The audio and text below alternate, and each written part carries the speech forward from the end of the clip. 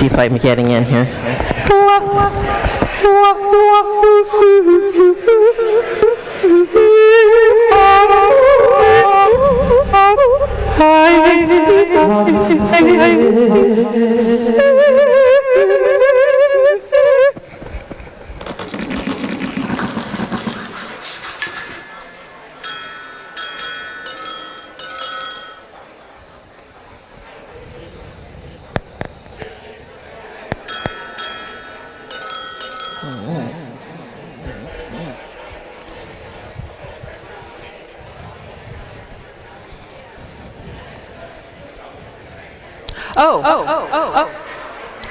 VGA.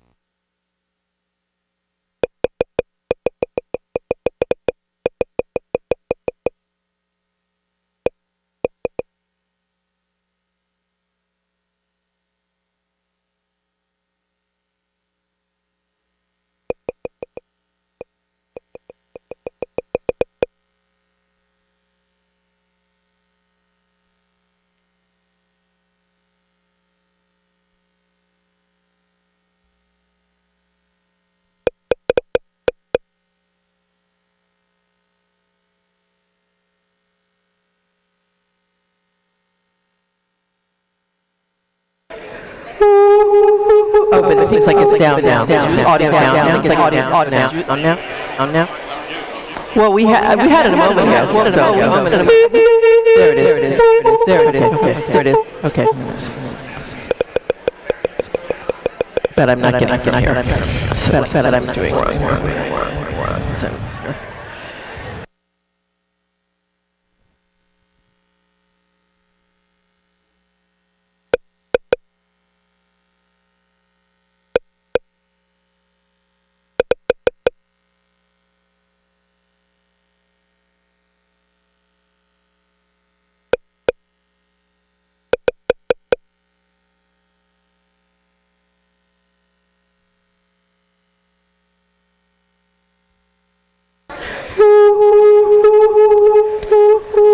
What is the difference?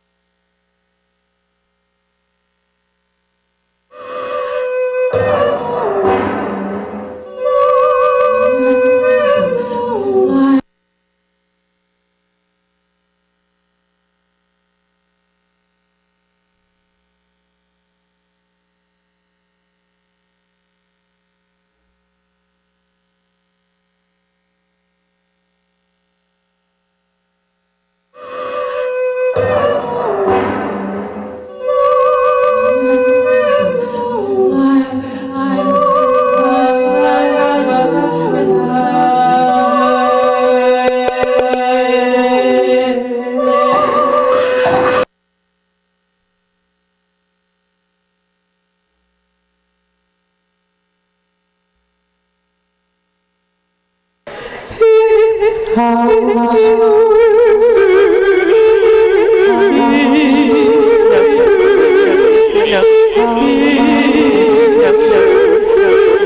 and then right.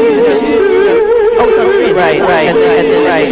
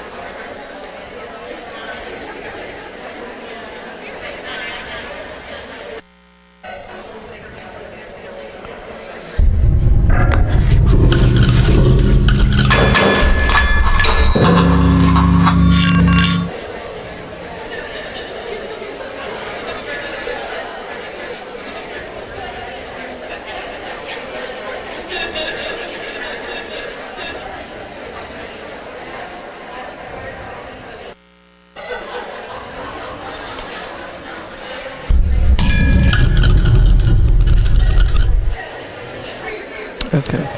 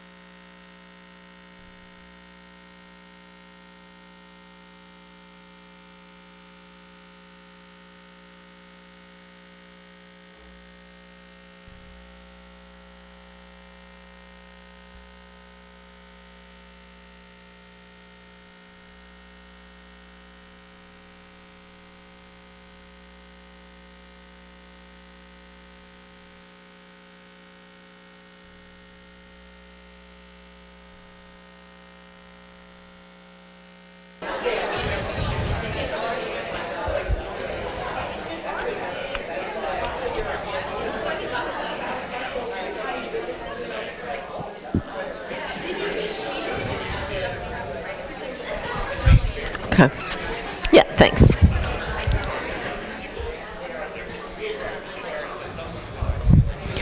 Before you start, let me just ask, ooh, I'm amplified and I don't want to be.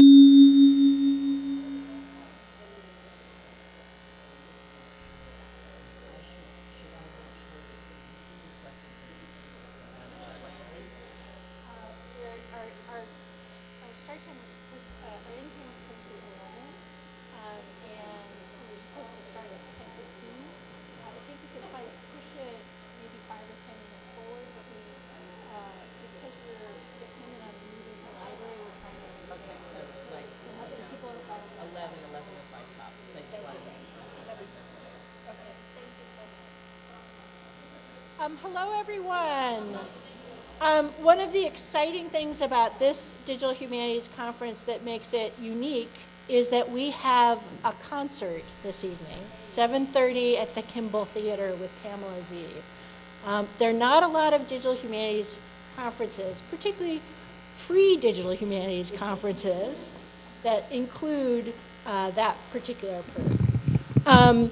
Yesterday, I talked about the 50th anniversary of African Americans in residence and the extraordinary work that Jacqueline McClendon, who is an emerita faculty member in English, a founding director of Black Studies on this campus, and someone who has brought a dazzling group of artists, performers, activists, scholars, and witnesses to history to this campus.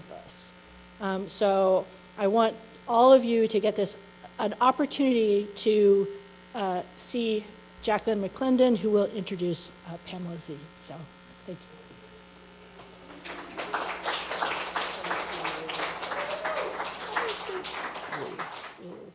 So don't get scared. I'm not going to be here long. I just have to have this for memory's sake. So I just want to say good morning to all of you. And I want to take a moment to thank Elizabeth Losh, Martha Howard, Cynthia Flannery, Brett Wilson, and the many others who made the 50th commemoration part of this symposium. This academic year, 2017-18, William & Mary is celebrating the 50-year anniversary of the first residential African American students, Lynn Briley, Karen Eli, and Janet Brown Strafer. We have one of them here with us today, Janet Brown Strafer, and I would like to ask her to stand and as we acknowledge the courage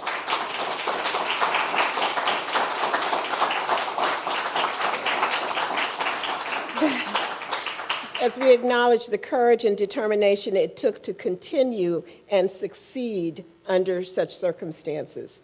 The three of these women being the first African American women to graduate from this university. So another applause, I think. And that's what I have in my notes, okay? So please help support this commemoration by wearing one of our wristbands. I've left them out on in the lobby, and so you can pick one up and wear it while you're here, and absolutely wear it all year if you'd like to continue. This symposium is just one of the many events taking place during the year, and I am pleased that we could bring to William & Mary this very special guest artist, Pamela Zee, a pioneer in her own right, as part of the commemoration and symposium. She is a San Francisco-based composer, performer, and media artist who works primarily with voice, live electronic processing, sampled sound, and video. As one of our own music department's sound artist, Chris De Laurenti, said, she is indeed one of the pioneers of live digital techniques and more. She has created installations and has composed scores for dance, film, and chamber ensembles. Her awards include a Guggenheim Fellowship, the Doris Duke Artist Impact Award, Creative Capital, and the Herb Alpert Award, among many others. Her performances range in scale from small concerts in galleries to large-scale multimedia works in flexible black box venues and proscenium halls. In addition to her performance work, she has a growing body of intermedia gallery works, including multi-channel sound and video installations. Pamela Zee has toured extensively throughout the United States, Europe, and Japan. And again, we are fortunate and delighted to have her here to demonstrate her work and to perform in concert this evening at 7:30 at the Kimball Theater in Merchant Square, a concert free and open to the public. Now, please join me in welcoming Pamela Zee.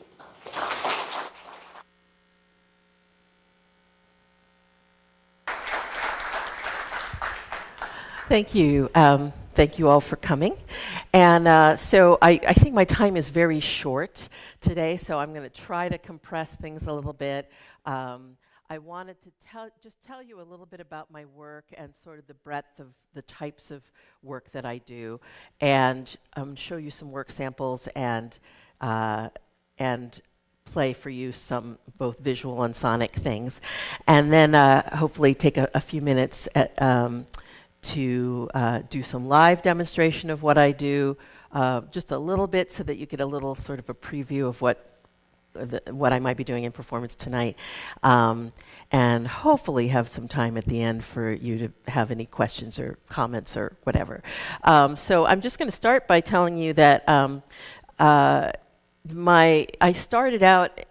I always have people, when people ask me to describe my work, I always have to tell them I'm a very hyphenated artist, because I started out as, clearly in the camp of what you could refer to as a musician, but my work kind of broadens as I discover new things and become interested in them. I've always been one of these people who, when I go to a restaurant, I always want to order the combination plate, or I always want to twist the arms of the people who are with me to order various things and we could try each other's, because I can never choose.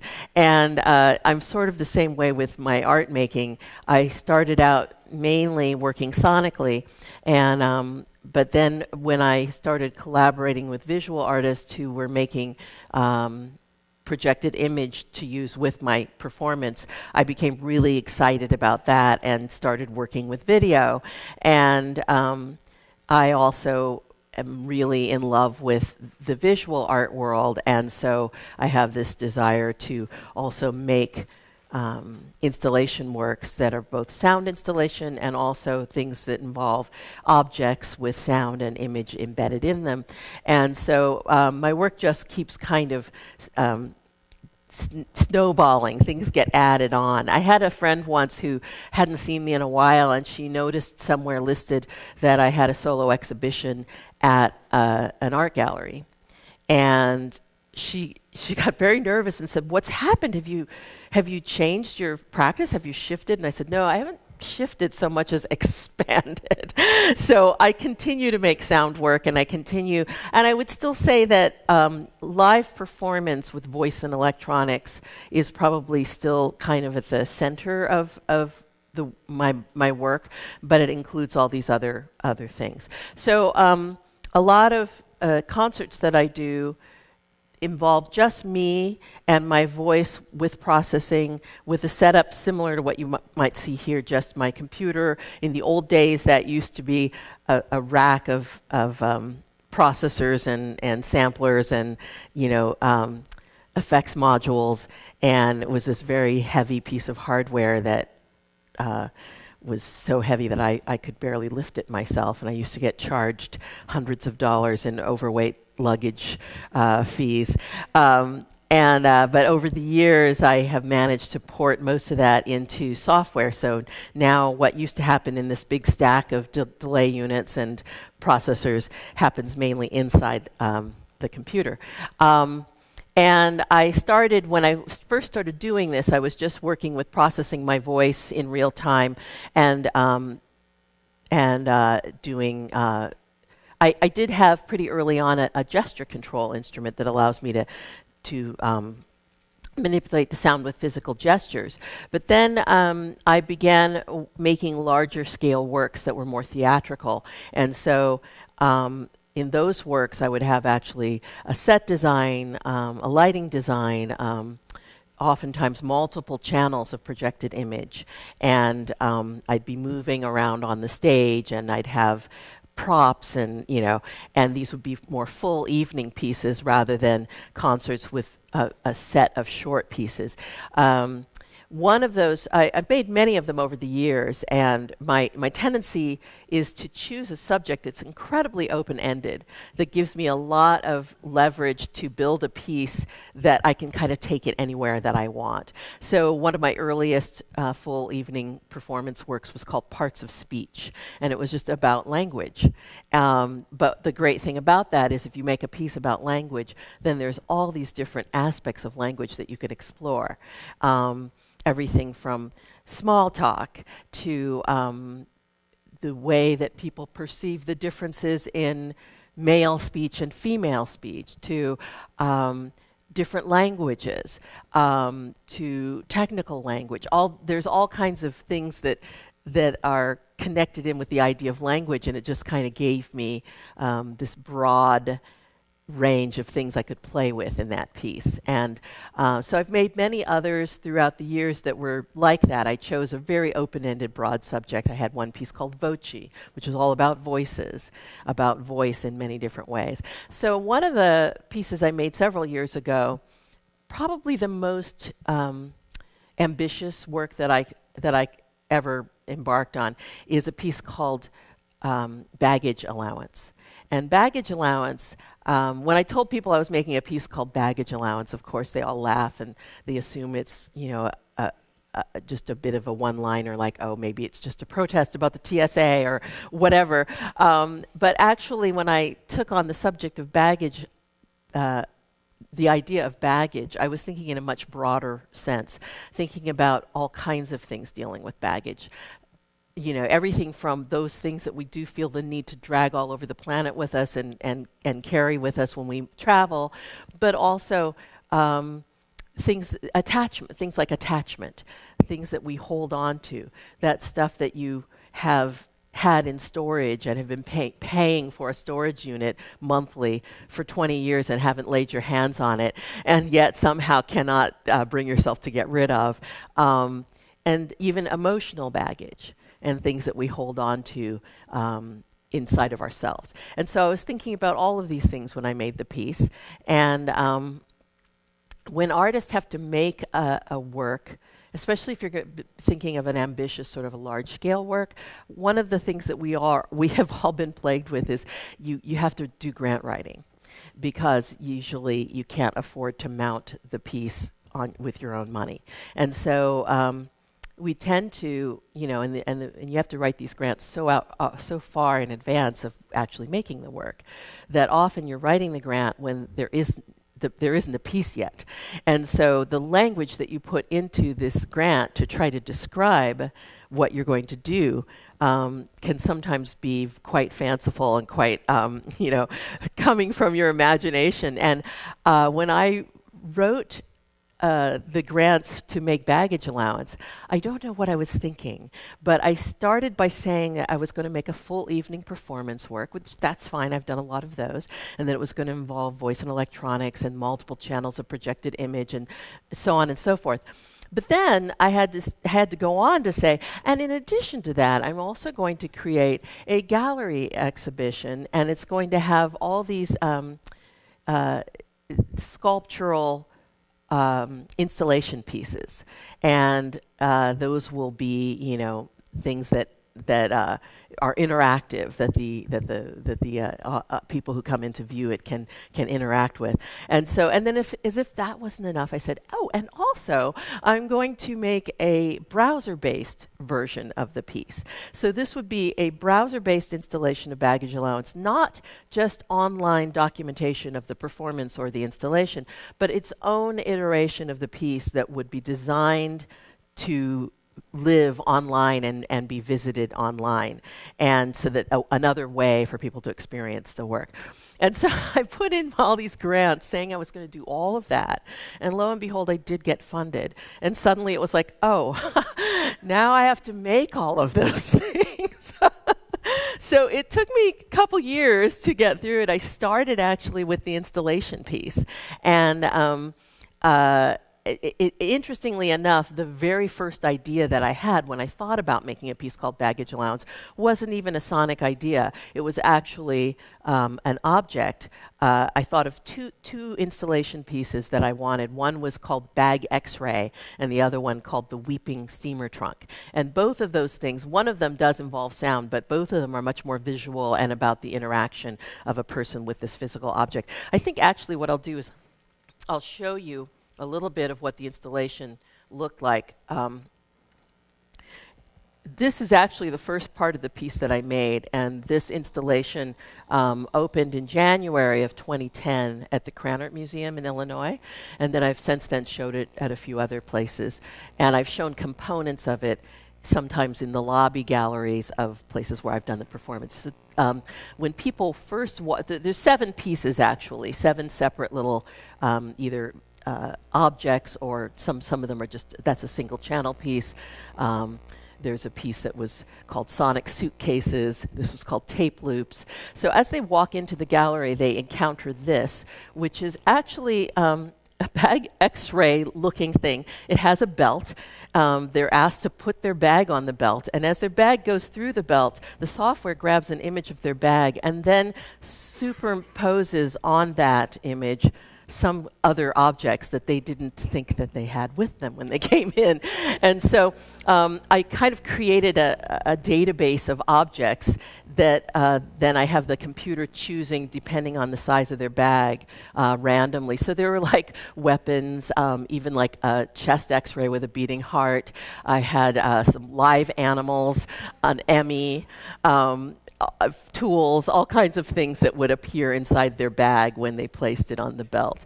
So people found that quite surprising. This object here is called the Weeping Steamer Trunk. And it's called the Weeping Steamer Trunk because it actually does, when you open one of the drawers, it actually does cry. This is made from an antique steamer trunk, or the wardrobe trunks that people used to carry with them. And I don't know how they would do this, because this trunk weighs 75 pounds empty. And so, but it's basically got drawers and places where they can hang their clothes. And what I've done is I've placed objects inside of the drawers, and I have an image that appears inside of the lid of the trunk. When people open and close the drawers, they get different images and they hear stories and sounds. And there's all kinds of objects, some of them more normal and some of them stranger. In one of the drawers, for example, there's just a pair of gloves and a locket with a picture of my parents in it, and so on and so forth. But then other drawers have things like a tiny, tiny model of a Victrola. You can see very, very small. And when they open that drawer, they hear the sound of vinyl surface noise, like a record being played, and they hear a distant sound of an opera singer. There's one drawer that's filled all the way to the top with hair. There's a drawer full of old family photos, and so on and so forth. And each drawer that they open, they get something different that appears in this sort of cameo-shaped display that I have inside the trunk, and they hear some sound. And there's another piece, which I'm not going to show you all 7, but I'll show you one more of these. This one is called Suitcase. It's actually my favorite.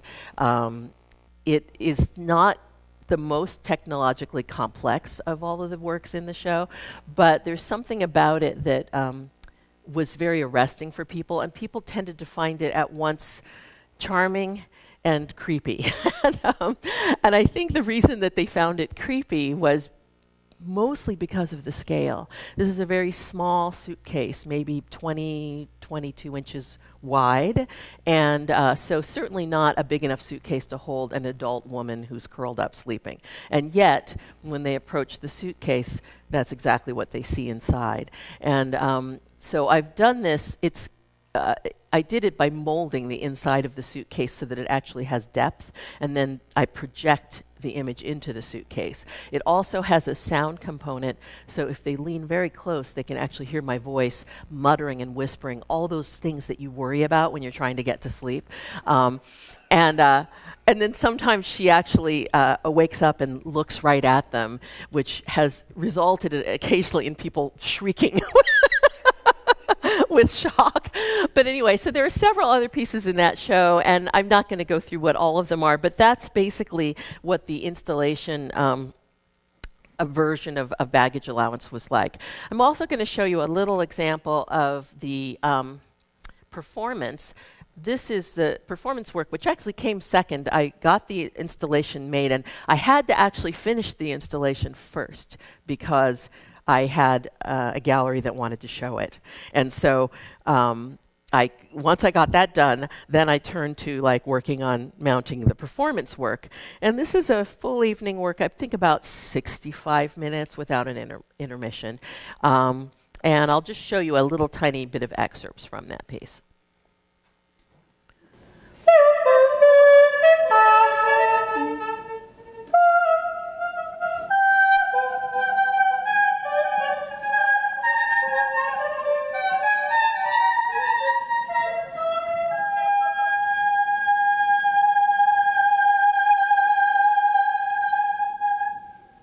Use caution when opening overhead bins.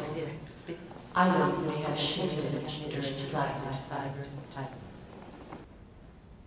Unknown person, unknown person, unknown person, unknown person, unknown person, unknown person. Did you pack your own bag?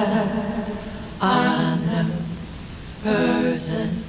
Did any unknown person ask you to carry something? Person, unknown person, unknown person. Has your bag at any time been out of your immediate control? Person, what is the purpose of your travel? Unknown, unknown, unknown, unknown. 2 pants, 2 or 3 shirts, camisoles, maybe another jacket, a vest. I usually always have a vest. Either warm or wet clothing, 1 or 2 pair of blue jeans folded, and sometimes a pair of pajamas. 1 or 2 skirts, 1 pair of dress pants, 1 pair of jeans, maybe 1 sexy nightie, depending on what's going to happen. Socks. And socks. 6 pairs of socks. Just enough socks and underwear. See, I almost forgot the socks.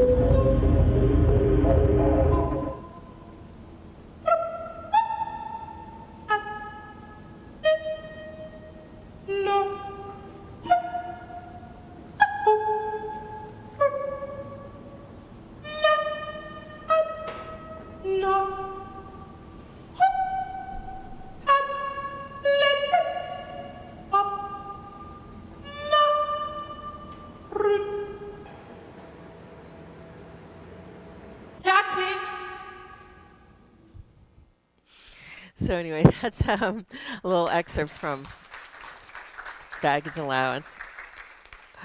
Thank you. So you might have noticed in that piece that there was a little text collage at one point. One of the techniques that I enjoy using when I start working on a new piece is if the piece is about a particular subject matter, I try to conduct interviews with as many people as I can, and I record the interviews, and then I actually use fragments of speech, sometimes full sentences, sometimes just words, sometimes even just syllables or even just phonemes from words to build sonic collages of speech. And then I use this as kind of an armature to build the music on, and it becomes a part of the music. And so another example of that is a piece that I made called Memory Trace, which was a recent work. And it ended up being a full evening performance work, but I started the piece when I had an artist residency one year with doing some of those interviews, and I actually used all of the other artists who are at the residency program, plus some of the members of the staff, and so on, to get these interviews about memory so I could start making work. And I'll play you just a little short study of, that's not what I want to show you, this one here. Okay. But I can't remember. I can't remember that. I don't remember. I don't know what I was doing exactly. After that,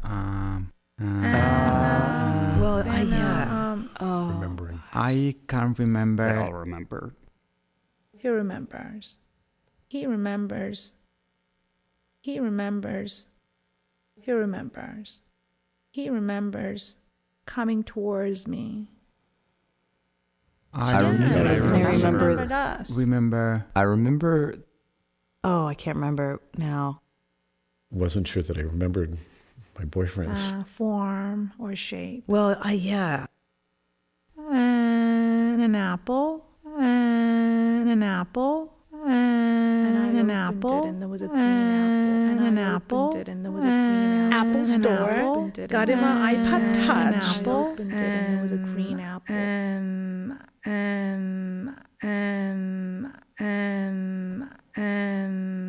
And I we passed my Two or and three. I we passed my and I dreamt, and it was drizzling. A clear memory. Absolutely. Yes. Yes. Yes. Yes. Yes. Absolutely. Yes, I make lists. I love lists. I certainly make plenty of I lists. always I make make lists. keep all I those only made lists. 3 lists. For making lists. I go through definitely make periods of my lists. life where I don't have lists. I am notorious for making lists. I was in a car on a slippery slope. I was in a plane and it started going Before down. that, I was painting. And I was with my sister. Couldn't really prove who I was. I think I was like 12. I was about to leave a comfort zone of sorts. I was sleeping on the floor. I was sleeping on the floor. I think I was like trying 12. To call my dad and prove who I was. I think I was Confused about why I was coming here. I was a spy in a past life. I don't know what I was doing exactly. After that,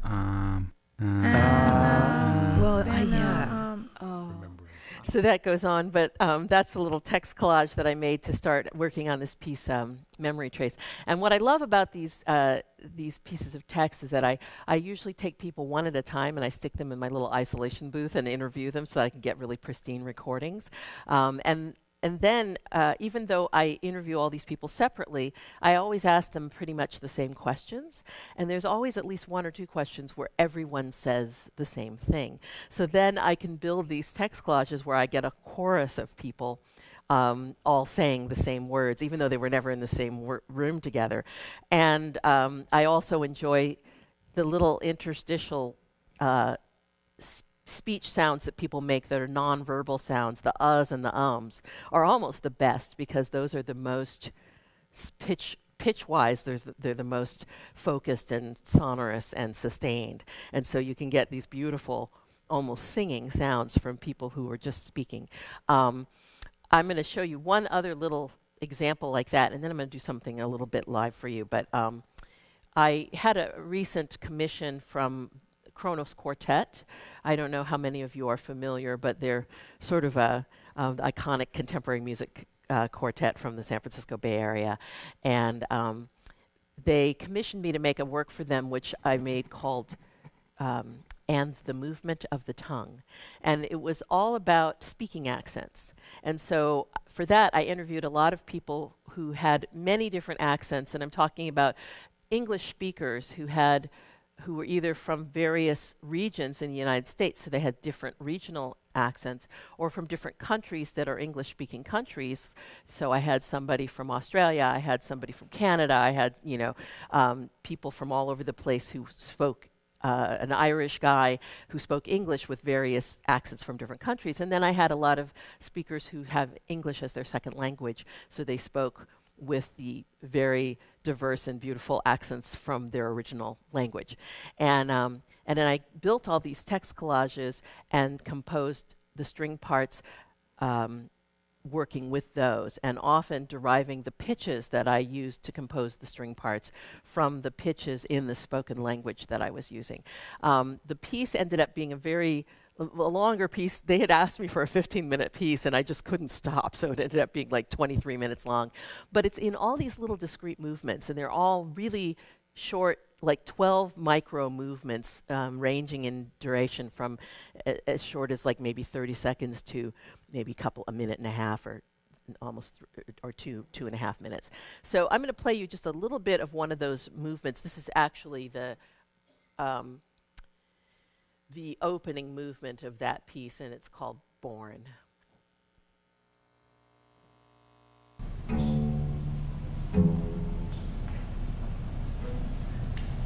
Born.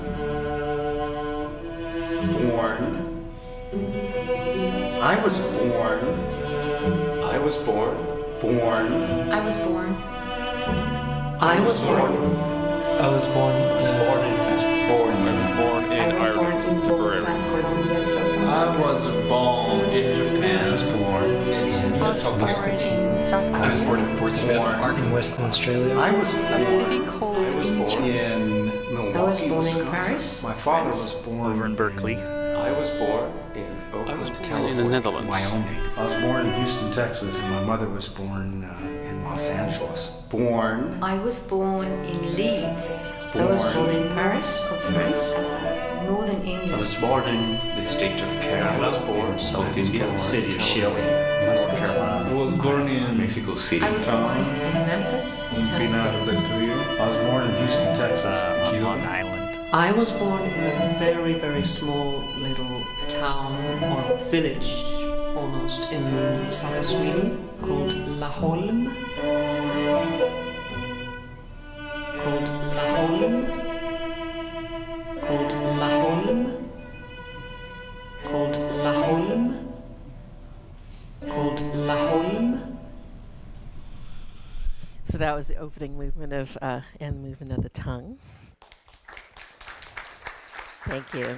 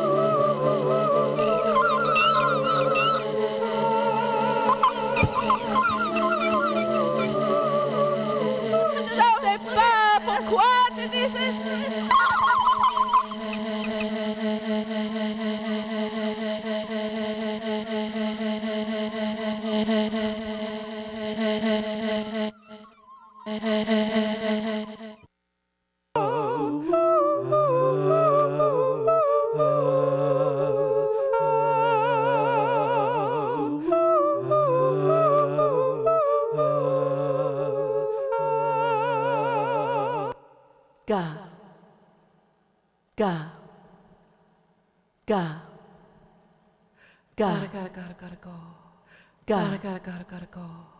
Ga. Gotta go. Gotta go. Ga. Gotta go. Gotta go. Ga. Gotta go. Gotta go.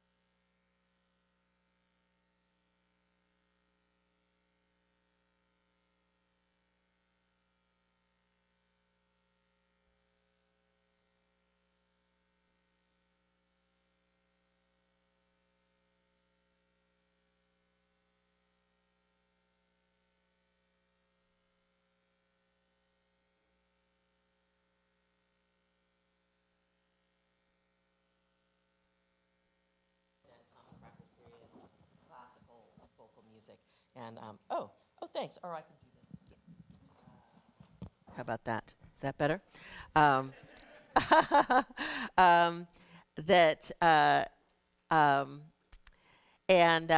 So at that time, I was actually playing in school. During school, I was singing opera arias and art songs and so forth. And then at night, I was playing in clubs. I was actually working as a musician, as a singer-songwriter, and playing kind of rock and folk rock and sort of punky kind of stuff. And so there was this very bizarre divide between what I was doing as a classically trained vocalist and what I was playing, the music I was writing at that time and playing in clubs, and the people who my sort of colleagues in the music would say that my voice sounded too trained, and then the people in music school would say, "Oh, that's very bad for your voice. It's going to hurt you to do that." And I was always just like trying to find and I loved all the different ways of working with voice. And so when I became more interested in experimental music and contemporary classical music, that's when I began to learn that you could take this incredibly broad palette of sound that the human voice is capable of, and you could combine all those things together, and that not only was nothing wrong with that, but that's the most interesting.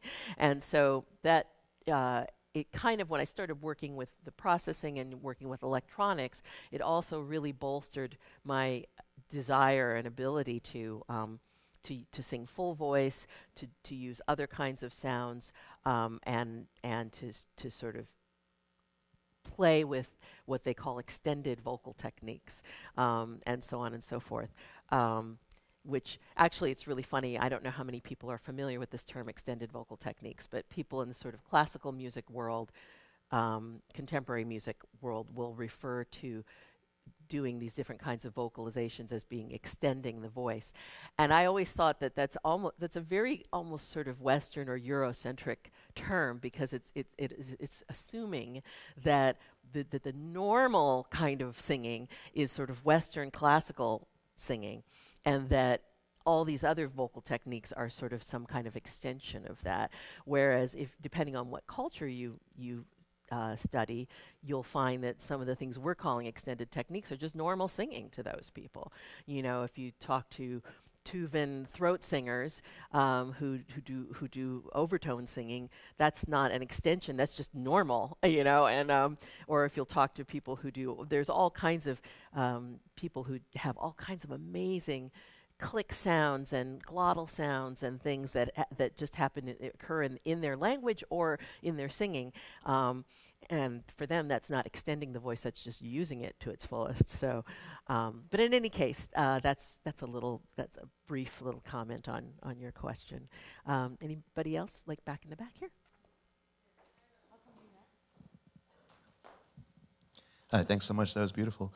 I have actually two totally separate questions. I was wondering, first of all, if you could tell us a little bit about the gestural controllers that you're using, and if they're purely controlling things that are processing in the laptop, or if there's any processing happening on them and how they're built and so on. And I was also wondering, when you're performing, how many decisions you're making in the moment in an improvisatory way, and how much is through compose, I know, because it sounds to me like really pre-composed, but I know also you come up in like the critical improvisation study, the Oxford thing, and so I'm just wondering about the balance between improvisation and pre-composition. Well, those are two really great questions that I think maybe several other people may have had the same question, so hopefully we'll answer other people's questions simultaneously. But so the first question was about the controllers I use. All these gesture controllers involve, and I actually have others that because I realized how short we were on time, I sort of condensed what I was doing, so I didn't show you all the ones I have with me. You'll see them tonight if you come to the concert. But they're all based on sensor technology. And so they are measuring they're sensing something. Sometimes it's motion, sometimes it's light. So, for example, the two that you saw me use, this one is using ultrasound. So it's basically hospital equipment. It's basically medical equipment, and there are two little nodes on either side of this. This is the one that everybody, when they see me play this, they'll say, "Is that a theremin?"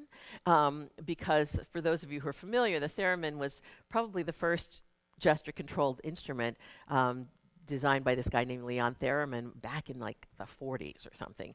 And but it uses these little antennae that actually can sense from temperature the proximity of your hands. But this is using ultrasound, which is what they use in the hospital to, looking for mass, basically. When you're in the hospital, they use it to locate your fetus or your tumor or whatever you have, and it's.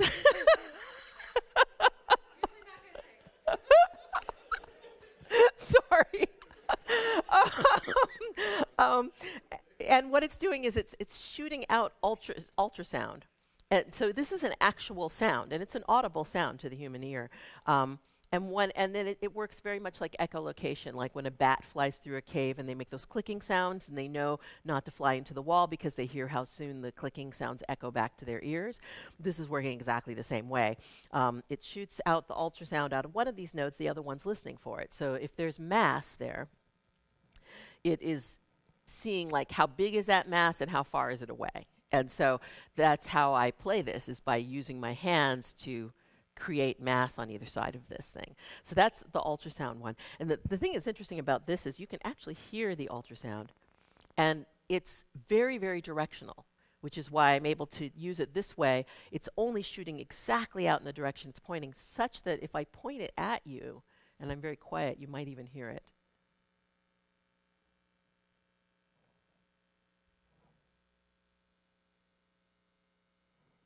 I see some nods from the closer people, but yeah. So that's the ultrasound. This one uses light. It uses the infrared spectrum of light. I used to have one that used regular, like, visible light, but the problem with that one was that you had to calibrate it. Every time I performed, I would have to calibrate it for the lighting situation there, and then the lighting designer would go nuts and start changing the lights in the middle of the performance, and then all of a sudden it doesn't work. So this one uses infrared, which is a little bit less susceptible to changes in the lighting in the room. And it kind of works the same way as this one. One of these is shooting it out, and the other one is sensing it. So I'm sending the light back to it by doing this. There's one that you'll see me use tonight that I wear on my hands, and these use accelerometer and gyro. So it's a little bit like strapping your iPhone to your hand. It knows the X, Y, Z coordinates of the attitudes of my hands. And then there's one that I may have showed you a video. No, I don't think I showed you that video, but there's one I used to use for years called the Body Synth, and that one involves electrode sensors. This is, again, more medical equipment, and these are like when they go in, you go into the hospital and they take your EKG or whatever, and they put those, or sometimes they measure people's brain waves with them. They put those little snaps with a Band-Aid onto your skin, and then it has a wire going, and it's measuring the electrical impulses that are coming off of your body. And so I would wear those on various muscles. I would wear one on each arm, one on my shoulder, one on my leg, and it's measuring the amount of effort that I make when I gesture. And so that one is, that's called the Body Synth, and I haven't used that one in a little while, but that used to be my main gesture control instrument. If you look at a lot of the videos of me online performing with gesture controllers, that's usually the one.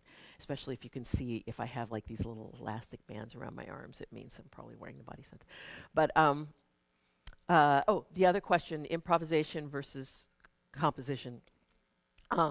That's something I could expound on for a long time, but I'll try to keep it brief.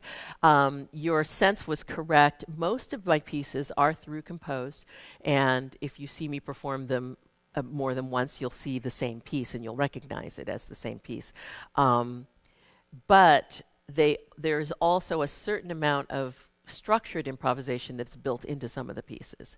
And so, one example I have is there's a piece I used to do for years. I did this piece called Bone Music. And it was very clearly, even though when I tend not to notate the pieces, except if I'm writing for an ensemble, like I get commissions from chamber ensembles, and then I will notate that, or I'll create a piece that's for my voice and electronics plus strings and whatever. So if I'm writing for other people, I will notate it because that's how I communicate to them what they're supposed to play. But when I write for myself, I tend to not bother to notate. But if I were to notate some of these pieces, there would be a very clear set of events that takes place. So in Bone Music, for example, it started with me with this 5-gallon empty water bottle, and I would hit the bottle and grab a digital delay sample of that would loop at one tempo, and then I had 3 delays set up at 3 different tempi, and I would grab a sample of that bottle, which sounds like a big booming bass drum, in all three of those, and then that would move in and out of phase with each other on those three different tempi. And then over the top of that, I would sing a very specific melody. And I would also, at the very first, do this sort of circular gesture with the bottle, which created no sound at all, but was just, the gesture to me was, oftentimes to me, gesture is part of the music. And so that was, if I were to write a score for that piece, I would have to put in a line for the gestures because, you know, that is, to me, part of the piece. And then after I would do that, I would go into this section where I start chattering and muttering really fast and layering that into digital delays. And then after doing that for a particular length of time, then I go back to singing that melody. And it was very clear and very specific.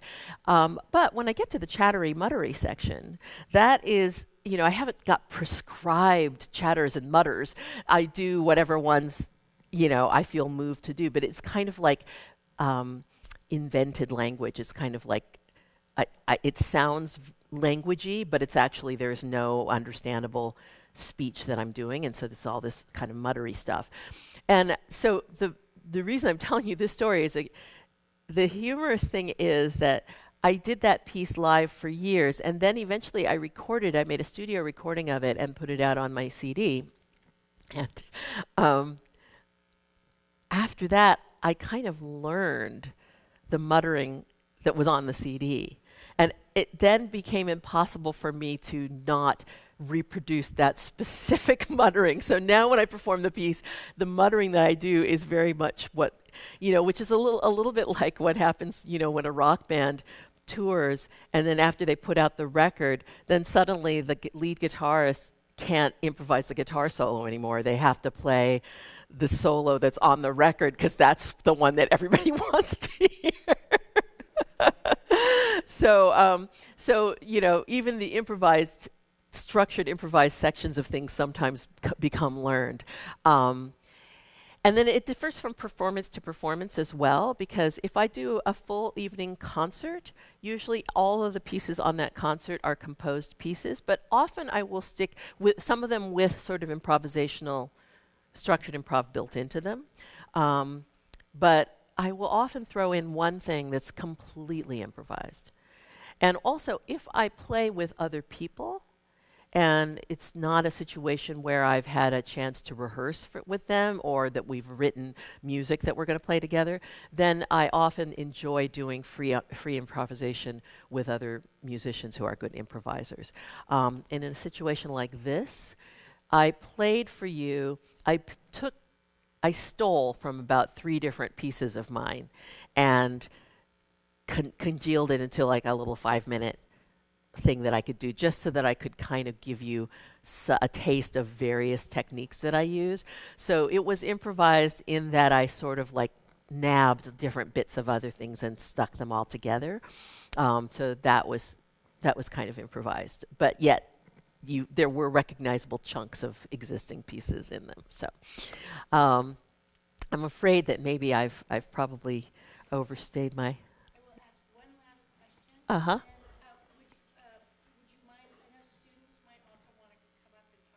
Sure, that's no problem for me. So my question is about digital delays. So a lot of people in this room have worked really hard to get people willing to play with digital technologies. And I'm looking at the amazing Jessica Marie Johnson, who was our opening keynoter, who I have watched try to get academics to play, trying to get professors and librarians to digitally play. And kind of what have you learned from your own creative practice that we can maybe take away as we try to encourage our own cohort to play more? Well, I guess the thing that springs to my mind when you talk about that is that a lot of artists will tell you this, that one of our favorite things in making art is the happy accidents. And the happy accidents are those things that you're trying to do one thing, and because you don't know how to do it, you make mistakes. And the mistakes you make end up being more interesting than the thing you were trying to do. And so a lot of my best ideas have come from these kinds of happy accidents. And so for example, when I first started working with looping and digital delays, in those days, we didn't all have laptops. I think some of you in the room are maybe young enough that you're like, wait, what? There was a time when we didn't have computers. People didn't all have like a powerful supercomputer in their pocket at one time. And so I used to work with all these different, they were just physical, separate rack mountable delay units and processors and so on and so forth. And there was no such thing as MIDI yet either when I first started doing this stuff. Or maybe it existed, but hadn't proliferated, so it wasn't in everything. So I had all these separate little units that couldn't talk to each other. And so they were called digital delays, but the reason they were called digital delays is because the actual sample that it took, the recording that it made, was a digital sample. But the controls and everything were analog. So that meant that if I set it at a certain length, let's say I wanted 2 seconds of delay, so I would set it at 2,000 milliseconds, it would be 2,000 milliseconds give or take, depending on the weather and all kinds of things. The tempo of the piece might feel a little slower some days and so on and so forth. And so I had all these delays, and the first thing I tried to do was I had one and then I wanted more. So I went out and I bought more delays. And the first thing I tried to do was to sync them up with each other. So I would put one of them at like 1,000 milliseconds, so a 1 second delay. And then I would have the other one, I'd say, and then I'm going to make this one be 2 seconds so that they can have a double time and they can be like synced together. And I sat there for hours turning that knob just a tiny bit. And it's like, okay, I think they're together now. And then after, several seconds, they would start to drift apart. And at first I was just so annoyed, and I was like trying to get these two things to sync up together, because at that time there was no MIDI cable that I could just hook one to the other and have it send a clock to the other one. And then all of a sudden I just stopped fretting and started listening. And I started to hear what it sounded like when those two delays were moving in and out of phase with each other. And it was the most beautiful thing I had ever heard. And I was like, oh, I love this. And then I got a third delay, and I started writing all these pieces that had all these out of phase loops by just setting the 3 delays at slightly different tempi.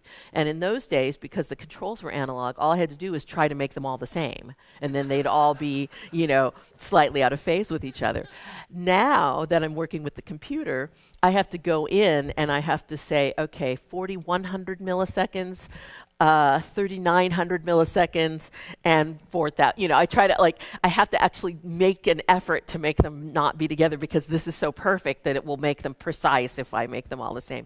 But my point is, it was by playing with the stuff and trying something that I didn't know what I was doing that caused me to come up with something that is kind of the bedrock of what I do now, and the same thing goes with working with video. The first time I started working with video was I borrowed a video camera from somebody so that I could document my work. And I didn't know how to use a video camera. And again, this was before the days that we're all carrying a sophisticated video camera in our pockets now. But I didn't know how to use a video camera. So I'm shooting video documenting this installation that I had made in my studio. And I was shooting half of it this way, and then I was saying, and this looks better as maybe a wide shot, and this is more, And so I kept changing the, as if it was a still camera. And then it wasn't until I went to go edit the video that I was like, oh my God, what have I done? So half of my footage was like sideways. And so what I ended up doing was, I'll make an installation using this footage. And in those days, we didn't have these big flat screens like we have now. People, if you remember, would show video art in galleries on these big CRT screens, the big things with the tube in them. They weighed a ton, and they were as deep as they are wide. So I borrowed 2 big CRT monitors from the residency place I had my residency. And I took one of them, turned it up on its side, and with that sort of webbing, strapping stuff, strapped it down to the AV cart so it wouldn't fall over. And then the other one I had on its normal. And then I made a 2-channel installation that had a tall screen and a wide screen. And at that point, I realized I had never seen video shown in the tall orientation before. And it was like, oh, I like this, but I only did it because I didn't know what I was doing. So it was a happy accident. And so I think you could encourage people to try things because you can just tell them the mistakes you make because you don't know what you're doing are going to lead to your most interesting ideas. So I think probably that's all the time we have. Thank you very much.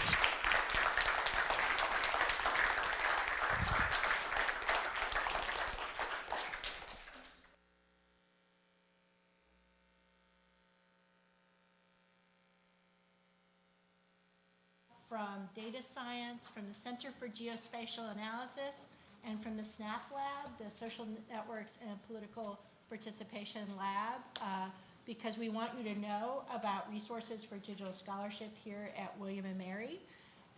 And we would encourage the students who are here to participate in other events in this conference. It's free and open to you. That's why we're here. And to learn more about digital humanities projects that really thrive because of student participation, like the Lemon Project or the LGBTIQ Virginians Project. So please reach out and meet some of these wonderful digital mentors who are here today. And you can also talk to Pamela Zee as she finishes up. But thank you again for this amazing, amazing